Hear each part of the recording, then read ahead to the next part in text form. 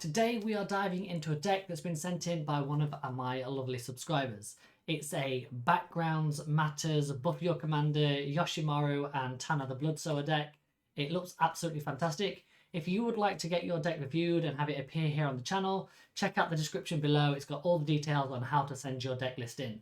Right, with that all done, let's check out Tom's deck. To get you all up to speed, here is what Tom had to say when he sent the deck in for a review. The deck is Yoshimaru and Tana list, focused around playing a bunch of cards to make the commanders as powerful as possible. It abuses the interaction between backgrounds and having multiple commanders to double dip on the benefits, providing huge value. For example, Hardy Outlander and Guild Artisan. Yoshimaru comes down early and can trigger background abilities in the first few turns of the games, whilst growing as they enter, whilst Tana gives us the colours of some of the better backgrounds and is also very strong with effects that boost its power. Alongside the backgrounds, we have a small Legends Matter sub-theme to help Yoshimaru along, protection for the commanders, and more ways to boost them further. In particular, I'd like to highlight Commander's Insignia, which pumps equal to the total cast of both commanders. The typical win condition is either commander damage or a horde of saplings created with Tana's triggers ability. First off, Tom, this is absolutely fantastic. You have a clear idea of what your deck wants to do, how it's going to do it, and the way you are going to win the game. This is the foundation for any type of deck building process when it comes to EDH, in my opinion. So we're off to a great start. There are two issues with the deck that I often run into. Firstly, I often don't have sufficient momentum in the early game to keep my engine churning, falling short once blockers start being deployed or once Yoshimaru gets taken out. Continuing to get value out of the background is pretty important to the deck doing anything. Secondly, sometimes I find myself running out of cards to use in the later game. Often my hand is a jumble of pump effects and synergy pieces without any card advantage. So once my hand is deployed, I end up susceptible to my pieces getting removed and being left at the mercy of my top decks. He's identified some areas in which he knows there are weaknesses. This means he's been out, he's played his deck, he's aware of what it does and what it doesn't do. We're going to take a look at his deck, we're going to break it all down into sections, and we're going to see where we can help Tom out. So let's take a look at his deck. Here is the deck all broken down into sections. As you can see, we've got 23 cards here, 25 if you include both the commanders, that care about commanders or buffing your commanders, giving your commander ability. This is where all the background abilities are. What's really nice is the backgrounds are legendary enchantments which do trigger Yoshimaru, so you can get Yoshimaru out early, play all your legendary enchantments and do all this. So this is a nice little synergy and it's a core aspect of what makes this deck work, which is very nice. Plus obviously, as Tom mentioned, it buffs Tana, so in the late game, as long as he can hit for combat damage, he can make a wide board. So it's kind of like Voltron with the ability to go wide, which is very, very nice. There is 25 cards in the deck that are legendary or care about legendary permanents and creatures. That's not including Yoshimaru. So I think the legendary sub-theme may be more of a main theme. So we can either lean more into that or look at that area to remove some stuff and add into more of the synergy of the upping the commanders and giving them some more utility to do what they need to do. We have 11 protection spells and we've got 10 removal spells. It's at this point when you look at these cards that we start to notice that this is definitely a core deck. And that is no slight at Tom and his deck or anything like that, but he has done a very good job at keeping it at that core precon level. We've not even got a swords or a path to exile, things like that. All the removal spells is 3-4 mana. We're looking at that level of interaction, so it can do things on a fair and equal level, which is great for when you're playing against new players and you're playing against other precon decks, which is what this deck is obviously trying to do. There is 6 cards that all care about +1/+1 counters, which is fantastic because Yoshimaru gets a lot of counters as we play all these legendary permanents. But it's also, this is becoming a bit of a sub-theme. Like we've got Commanders Matters, Legends Matters, now we've got +1/+1 synergies. This could be another area as well, which we could alleviate some cards from to give us some more space to do what we want to do. And as Tom quite rightly pointed out in his little introduction to the deck, we are struggling with card draw. There is 6 card draw spells in this deck. Beast Whisperer is absolutely fantastic. Great Henge is an absolutely fantastic card, don't get me wrong, but it requires you having a really big creature, which in this deck means getting your commander out, then dropping 1 or 2 of your legendary enchantments to buff your commander to then be able to cast Great Henge for like 3 mana or 4 mana, depending on how big you've managed to buff your commanders. Bard class does give us some card advantage, but we have to have spent 9 mana getting it to level 3 to actually gain some of that card advantage. So this is definitely an area in which we can add some more cards, which should help shore up some of the other weaknesses which gets him through his deck to see what he needs to do to be able to win the game. We've got quite a few cool cards here for dealing extra damage and giving a bit of a damage boost. Treacherous Terrain is a interesting include, mostly because, in my opinion, people just don't play enough lands as it is. So having a card that deals damage to an opponent equal to the amount of lands that player controls means that you're probably going to be spending 8 mana to do 5 damage because people don't run enough lands. So I think this is an easy cut. It's very flavorful and themeful for a core deck and a precon deck, and it's funny. Yeah, I tapped out for 8 mana and got you. You know, deals with landfall decks, I guess. So maybe Tom plays against a lot of landfall decks. Maybe that's why this is in here. We've got a lot of things like Team of Battle Rage to pump commanders, and Cadess is fine including this deck, making sure that once we get through that combat damage to one opponent, it deals it to all opponents, allowing us to win the game from a multiplayer aspect. In terms of ramp, we've got the classic Soul Ring, we've got a Nature's Law, and then we go into Rampant Grow, Cultivate, Kodama's Reach, which are decent budget-friendly ramp options, but there are better options available to us. So these are some cards which can be easily upgraded to help us pull better cards out of our mana base and our lands to make sure that we can cast everything on curve, so we're not falling behind in the mid to late game. We have 2 spells which can reanimate. Naya's Charm is one of them that obviously does a lot of other things, but Eternal Witness is one of those, it's a good card to include in your deck because it gets anything back from your graveyard to your hand, but we're not sacrificing things, we're not really utilising this card to its fullest and pushing it to its limits, which is what you kind of have to look at when you start building decks and things like this, and you get to a point where you need to make cuts. So while it is a great card and it will probably get you something back every now and then, it could be sat in your hand for 2 or 3 turns, and that could actually be a pump spell or a way to give your commanders evasion, which could be a winning blow in a game. There is 1 card that steals things from your opponents, and we've got 2 cards that care about treasures, Professional Facebreaker, Guild Artisan, fantastic cards, obviously one of them is the background. And then we have 1 unblockable spell with Whisper Silk Cloak, which is essentially 5 mana to give it Shroud and unblockable. If we just quickly look at some of the stats from the deck before we go into the sections, Tom has done a fantastic job of getting a nice balanced mana curve. We've got 1 8-drop, which is the Treacherous Terrain.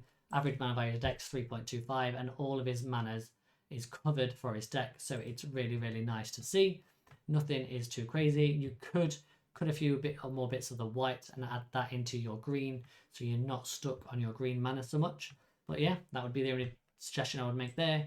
And yeah, the curve is very, very nice. But let's kick things off with the mana base, and this mana base is pretty darn solid. We've got things like the Kessid Wolf Run to buff our creatures, which is very nice for Tana, and also Yoshimaru if we've got no blocks and we can get things through.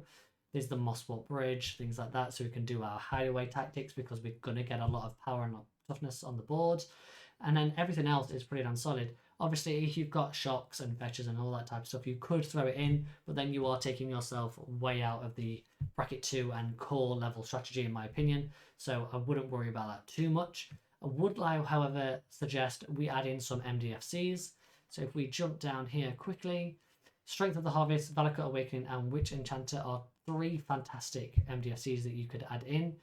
Valakut Awakening and Witch Enchanter, the price on those is slowly going up. So yeah, one's €9 and one is at 4.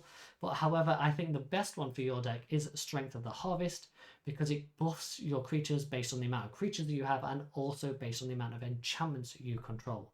And I don't know if you're aware, but you are running 19 enchantments within this deck. So we could really start to use that to build in some more protection, some card draw, and also tie in with this Legendary Matters themes.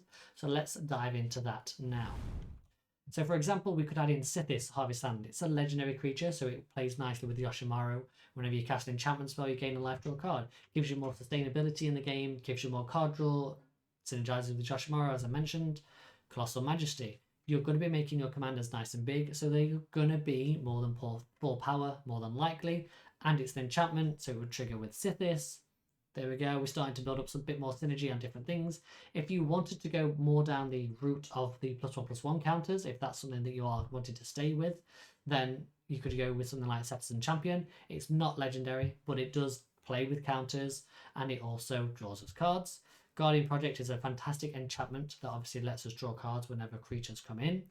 So, and there is also a nice synergy which we can use with Norin the Wary. So if you really want to go in on the Legendary Matters themes, I think Norrin is a fantastic card.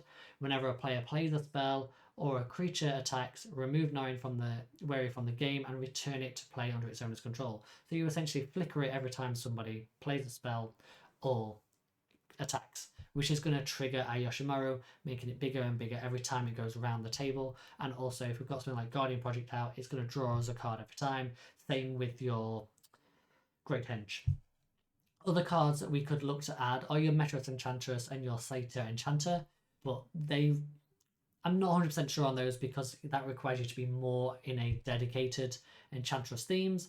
I do quite like Smuggler's Share and Mangara the Diplomat, which I think fit nicely into this core 2, bracket 2 type of selection, because you're basically keeping pace with your opponents with these cards and you're not spurring on ahead and with crazy advantage. Return of the Wild Speaker, because you are playing non-humans and you can then buff them, or you can draw cards equal to the greatest power. So this is quite nice if somebody goes to remove your Yoshimaru, which you said is likely to happen. You can then at least cast this at instant speed to draw some cards to be able to refuel you to keep yourself back in the game. And there is also a new card from Final Fantasy set, which I think is from Final Fantasy 7. I think it's like Red 13's Granddad or something like that. If you control a creature with power 7 or greater, you're going to draw a card in your upkeep, just like Colossal Magistrate, except that's based off full power. But this is also a mana dork, and it's also a legendary creature, so it does also play nicely with Yoshimaru. So let's keep pushing forward. Let's look at this Legendary Matters and a couple of these commander cards, okay? So first off, Dancer's Chakrams, new one from Final Fantasy, +2/+2 to your commanders, and also gives them lifelink. Does what your theme is doing. It's 4 mana, also gives you a 1/1 when it enters, so it's a nice little blocker in the late game.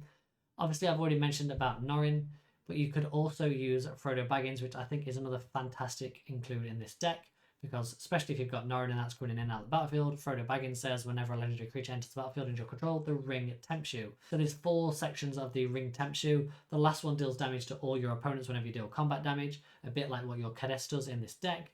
The second part of the deck is when you attack, you draw a card and discard a card, giving us that more all-important card advantage engine that we need to keep going through. However, if there is one card for your legendary theme that you add, I suggest it is Annie's Joins Up. It's basically the Naya's version of Roaming Throne. It's absolutely fantastic. If a trigger ability of a legendary creature you control triggers, that ability triggers an additional time. So it ties in directly with your legendary creatures, Yoshimaru triggering multiple times, things like that. So this is absolutely fantastic. It's also a removal spell because when it enters, it deals 5 damage to target creature or planeswalker an opponent controls. So it allows us to tie in, gives a bit more power, but also synergy. It's also legendary enchantment, triggers Yoshimaru. It's also enchantment, triggers Sithis. So it's starting to build upon all this little extra synergy that we're adding into the deck now. Next up, let's have a look at the protection and the ramp. There's a few things for protection that I think we can start to do, especially now we're starting to utilize this enchantment theme, and there is a couple of cards that we can add in terms of ramp if we really want to start pushing this deck a little bit as well, but you don't have to use them. So let's have a look at what we've got. In terms of protection, Sphere of Safety once again synergizes with that enchantment theme because you've got to pay X for each creature that attacks, but X is the number of enchantments you control. So we're utilizing what we're already doing or what we already have on our board state. I've also put Ghostly Prison here as well because it's just a nice one as well, but it's up to you if you really want to use these. I've also got here Unquestioned Authority and Holy Mantle because these give your creatures protection from creatures. So any abilities that your opponents control that are on creatures that try and target your commanders or whatever you have enchanted with this aura can't target this. And also, because it's got protection from creatures, they can't be blocked by other creatures. So it's a nice way of giving your commanders unblockable, making sure you can get through to do that damage, which then would obviously trigger your Kedis and things like that, making sure you deal damage to all your opponents. Mangara the Diplomat as well, because you're going to be drawing cards when people attack you. Most people then choose to attack other people. Same with Curse of Opulence. It's a nice early play that you can do to force people to send their attackers elsewhere so they get treasures. So you seem like less of a threat, and they're obviously then tapped down themselves, so then you can get through to deal combat damage. Untimely Malfunction as well is another fantastic way of giving us protection. It's also artifact removal, and it allows us to make sure that 2 creatures can't block for a turn. So yeah, Untimely Malfunction is a fantastic include in any red deck. I would definitely pick this one up. In terms of ramp, Curse of Opulence I've already mentioned. Utopia Spore and Wild Growth are good enchantment auras for your lands. We also have Farseek and 3 Visits. You've already got the Nature's Law. Farseek, 3 Visit, Nature's Law, they are the 3 auto-includes I use with most green decks because they allow you to fetch your specific land types. So if you ever do upgrade to shocks and things like that in the future, it gives you more targets to come and fetch all of those types of things. I notice you've already got the Triome in here as well, so this can just literally go straight away and fetch your Triome to colour fix you from turn 2 essentially. Carry of the Whispered Hopes is another good include, especially if you are still wanting to go down the +1/+1 counters themes. Add X mana of any one colour where X is Carry Whispered Hopes power. So yeah, as you're putting more permanents, counters on things, you can put them on Cammy as well, because she adds an extra 1. A bit more synergy with the counter type things, if that's what you want to do. Looking at your removal section, there's a few other things that I thought of which would further tie into our enchantment themes, but also still keep it at this bracket 2 core type strategy level. And that was with using things like Camera's Transformation. Yeah, Darksteel Mutation. So we can enchant our opponent's creatures, giving us more enchantments, and also it's not a hard, you've exiled something from an opponent, they can then remove this enchantment and still deal with them having their creature around, you've not removed it from the battlefield, so to speak. Ram Through, I think, is another fantastic one for this deck. You're making large creatures or large commanders. Using Ram Through is a great way of doing that. I put Song of Dryads down here because obviously that's the most well-known one, but it's a bit more brutal. Maybe you wouldn't quite see that in a core deck, but it is an option, and it joins up, as I mentioned, is a removal spell. Absolutely fantastic. You've got Disrupt Decorum in the deck, so Taunt from the Ramparts I think is another fantastic include. It also really helps you out with this combat strategy because all your opponents are then going to be tapped out, allowing you to get through with your Tano, your Yoshimaru and stuff like that. So if we can force our opponents to fight amongst themselves a little bit, we can give us some openings to get the damage through, which is very, very nice. And lastly, I just got a few other bits in here. Obviously, if you are sticking with the counters, Anafenza, Hardened Scales. Hardened Scales is essentially like Cammy Whispered Hopes, which is also like the Ozolith Spire that you already have in the deck. Yeah, the Shattered Spire. So it's another way of doing those if you wanted to do that. If you don't, consider cutting the Ozolith Shattered Spire. What else have I not mentioned? Xenagos as a legendary creature, or it's a legendary enchantment creature, so it does trigger Yoshimaru. Also, it allows you to buff your creatures and also give haste. Because one thing I was thinking is when you're talking about your creatures being removed and then you're losing your momentum, is then being able to use things like Rising of the Day, Xenagos, so when your creature commanders come back, you can give them haste. Rising of the Day buffs your legendary creatures, Xenagos gives your creatures haste. You've already got the forget the name of it, the Gruul one, Rhythm of the Wild, in here as well, which is absolutely fantastic. So you could build upon that. You've got these Swiftfoot Boots, I believe, in as well already. So yeah, that gives us a few more ways of getting haste so you don't get cut off in the late game. I've put Zergo Bellstriker because it's a dash effect, so it's a legendary creature. It comes in and returns to your hand if you cast it for your dash cost. Same with Ragavan.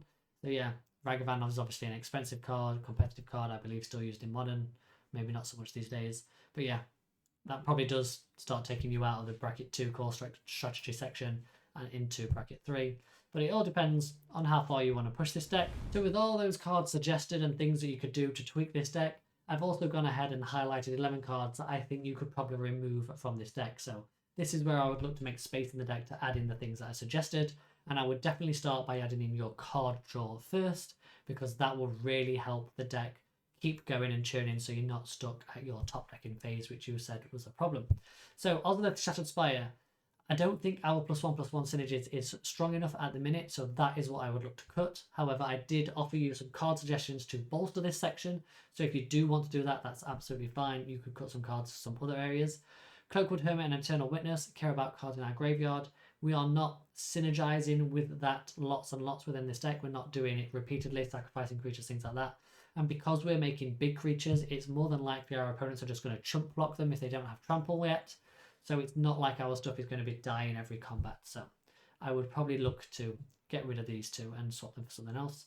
I've also removed the 3 Planeswalkers because I'm not a Planeswalker person. Comets is fantastic, fun card, don't get me wrong, but it's a random effect, so you have no control over it. So I would drop those 3 and move them in for something else. Whispersort Cloak is quite nice, but because I've suggested adding some more auras and things like that, giving your creature Shroud, that means you can't target it. So it could become a bit of a Nombo type situation. So that's one of the reasons I suggest to remove that. Plus, Trailblazer's Boots is a mana cheaper, 2 mana to cast, 2 mana to equip. Dragon Cultist, a bit like the other enchantments, this requires us on dealing combat damage, which you said can be a problem in the mid to late game once people have started to deploy blockers. So nice effect once you get there, but it's 5 mana, so let's just drop that. Fumigate, I think, could just switch this out for Taunt for the Ramparts, because then our opponents are tapping out and attacking each other, and therefore giving you more opportunities to get in to deal that damage. And then Treacherous Terrain, it's a nice effect, but I feel that people don't play enough lands, so maybe this is doing work for you and you're casting this for 8 mana and doing 8 damage to everybody, but I guess it could be a nice finisher out of nowhere at sorcery speed. It does have basic land cycling on it, which could be quite useful, I guess, if you draw it into the early game. But for the most part, I think you could cut this and put some more synergy into the deck, and definitely some more card draw with some of the cards I've recommended. But it's your deck at the end of the day, so you pick and you choose. And that is Tom's Yoshimaru and Tana the Bloodsower deck. I really enjoyed looking at this deck and looking at all the synergies that he's built into it. It was a really solid deck to start with, and he's done a great job at keeping it at bracket 2. I hope some of the suggestions that I've made help you shore up some of those weaknesses with your card draw and things like that. If you have any other suggestions as well for Tom's deck, please drop them down in the comments below. Remember, he does want to keep it at a bracket 2, low bracket 3 level.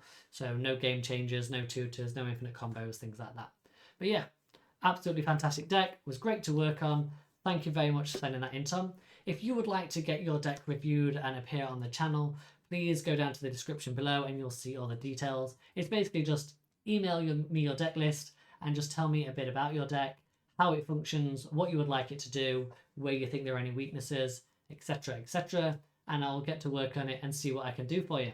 Right, thank you very much for watching. I appreciate your support as always, and I shall see you all in the next video. Goodbye for now.